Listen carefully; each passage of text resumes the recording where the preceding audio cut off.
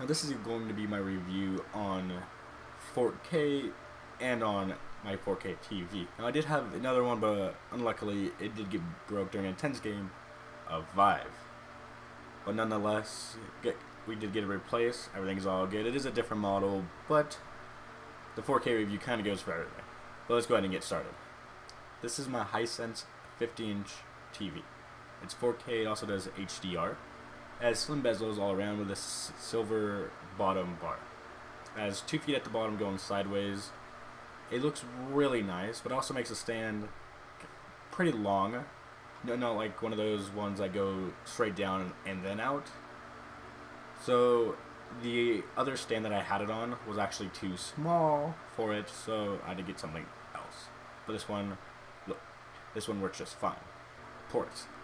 It has cable input, it has 2 USB 2s, it has 1 USB 3, it has a service jack, it has a 3.5mm audio out jack, it has a digital audio out, it has 4 HDMI, 2 are 4K at 30Hz, and the other 2 are 4K at 60Hz. It has an Ethernet jack, and a component in for any other various stuff that you may have.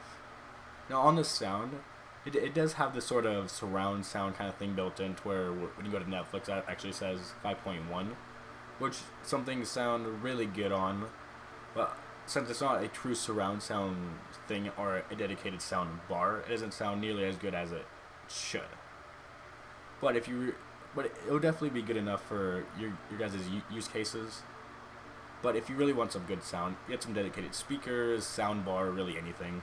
Now the menu is a little clunky. It's kind of confusing to operate sometimes, and confusing what to do and how to get to those places. But through my use, I basically just use the remote to go to directly to applications like Netflix, or you can just use an Xbox, which makes everything so much similar, or any sort of media streaming device like a Chromecast. Now when my brother was down, he did notice while playing some games that there was a definite amount of lag. But what you can do to combat this is turn on game mode. It basically reduces the latency that way. From where you input anything on the controller, it takes less time for it to actually happen on screen.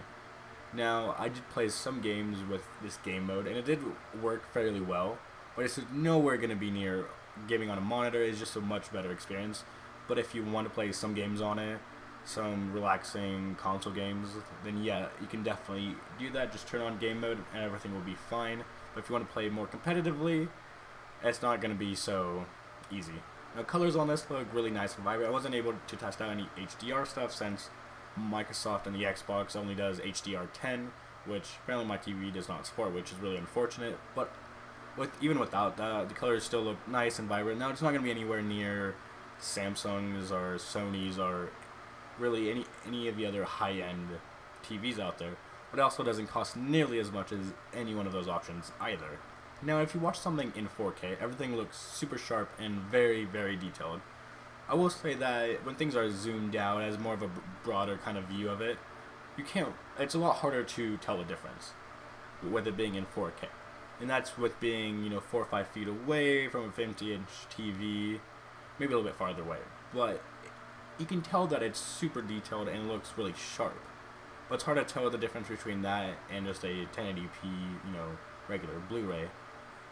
But when they do go up for some close-ups, either of people's faces or anything, you can really tell the difference then.